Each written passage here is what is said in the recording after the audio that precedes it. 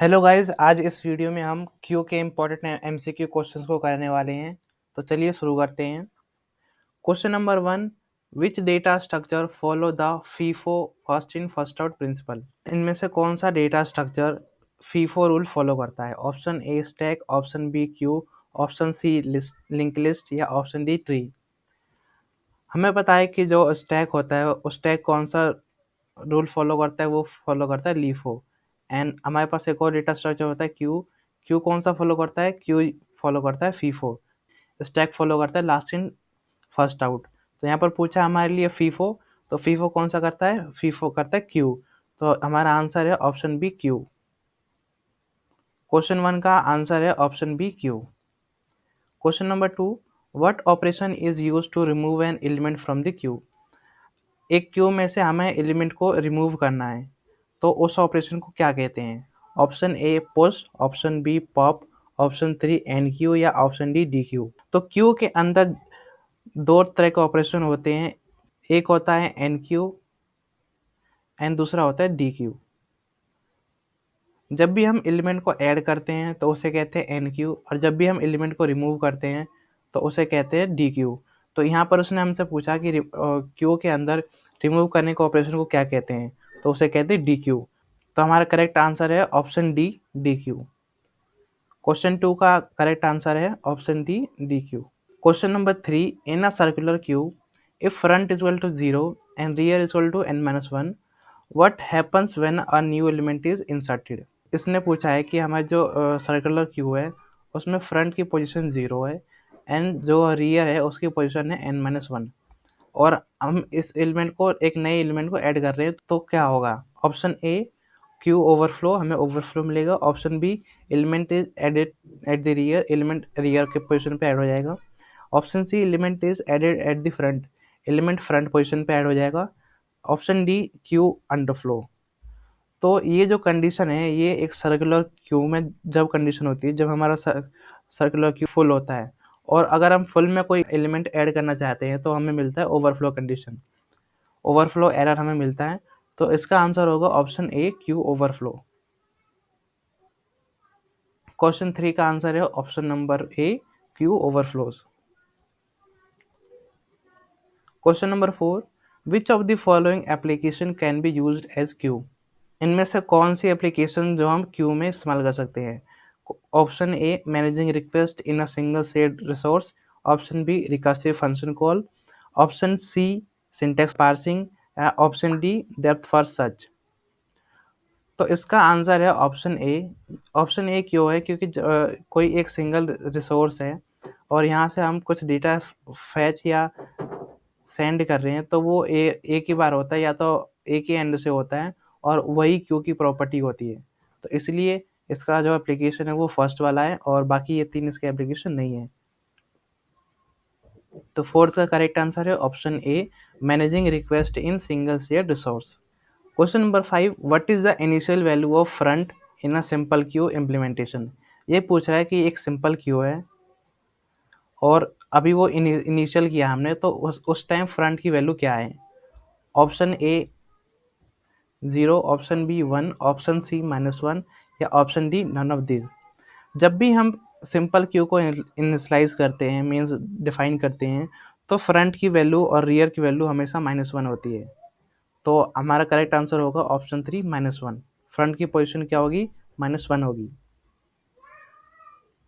Question 5 का answer है C -1।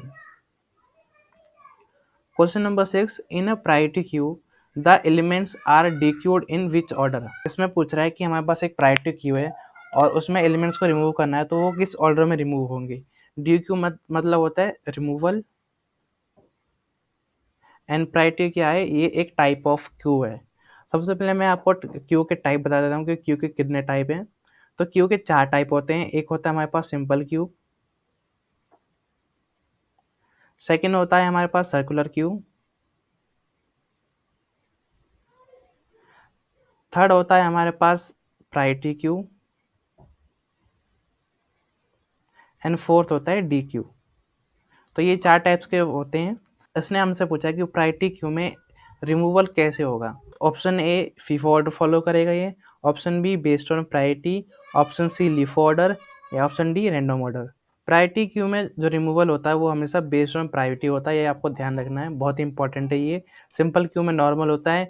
Priority queue का आपका ध्यान रखना है कि प्रायोरिटी क्यू में जो डी क्यू होता है वो बेस्ड ऑन प्रायोरिटी क्यू होता है, इसमें फीफो ऑर्डर फॉलो नहीं होता, ना कि लीफो ऑर्डर फॉलो होता है। क्वेश्चन नंबर 6 का आंसर है option number B based on priority. Question 7 which of the following is not type of Q. Q के टाइप्स मैंने आपको बताए, तो उसमें simple Q is a type of Q, circular queue ये भी टाइप है, प्रायोरिटी क्यू ये भी टाइप है, एंड बाइनरी क्यू ये टाइप नहीं है, तो यही होगा इसका करेक्ट आंसर। क्वेश्चन 7 का आंसर क्या होगा? आंसर होगा D binary queue. Question number 8 what happen if an element is dequeued from a empty queue. इस क्वेश्चन में पूछ रहा है कि हमारे पास एक क्यू है और वो क्यू बिल्कुल एम्प्टी है, उसमें कोई भी एलिमेंट नहीं है, और उसमें से अगर हम रिमूव करना चाहें, डी क्यू कर रहे हैं हम, रिमूव कर रहे हैं, तो हमें क्या मिलेगा? ऑप्शन ए अंडरफ्लो मिलेगा, ऑप्शन बी ओवरफ्लो मिलेगा, ऑप्शन सी सेगमेंट फॉल्ट मिलेगा, या डी नथिंग, हमें कुछ नहीं मिलेगा। तो जब भी हम एम्प्टी में से रिमूव करते हैं तो हमेशा हमें अंडरफ्लो मिलता है, ये आपको ध्यान रखना है। और जब भी हम फुल क्यू या फुल स्टैक में ऐड करते हैं तो वहाँ हमें मिलता है ओवरफ्लो। तो यहाँ पर हमसे पूछ रहा है कि एक एम्प्टी क्यू है और उसमें एलिमेंट रिमूव करना है, तो यहाँ पर हमें मिलेगा अंडरफ्लो कंडीशन। क्वेश्चन नंबर 8 का जो आंसर है वो आंसर है A underflow. Question number 9 which type of queue allows insertion and deletion from both ends but not in middle. इसमें पूछ रहा है कि एक क्यू होता है जिसके अंदर यहाँ से दोनों साइड से इंसर्शन एंड डिलीशन होता है पर मिडल से नहीं होता, तो ऐसा कौन सा है? Option A simple queue, option B circular queue, option C priority queue, या ऑप्शन डी डी क्यू। तो इसका आंसर है ऑप्शन डी डी क्यू, क्योंकि डी क्यू में बोथ एंड्स में एडिशन एंड रिमूवल होता है एलिमेंट्स का। क्वेश्चन 9 का करेक्ट आंसर है option number D dequeue. Question number 10 which of the following is an application of queue. इनमें से कौन कौन से क्यू के एप्लीकेशंस है? Option A CPU scheduling, option B breadth first search, option C printing jobs in printer, या option D all of the above. इस question का आंसर आप हमें कमेंट में बताइए। तो इसका जो आंसर होगा वो होगा ऑल ऑफ द अबव, क्योंकि क्यू से सीपीयू शेड्यूलिंग भी होती है, और बीफीएस क्या होता है? बीफीएस होता है हमारा ग्राफ का ट्रेवर्सर, और ग्राफ का ट्रेवर्सर बीफीएस में कैसे करते हैं? हम क्यू की हेल्प से करते हैं। तो ये भी क्यू की एप्लीकेशन हो गई। और डॉक्यूमेंट प्रिंटिंग में हमेशा जो प्रिंटिंग ऑर्डर होता है वो क्यू के अकॉर्डिंग होता है, एक के बाद एक पे डॉक्यूमेंट्स प्रिंट होते हैं, तो भी ये एक क्यू की एप्लीकेशन है। तो इसका आंसर होगा all of the above. Question 10 का आंसर है option D all of the above.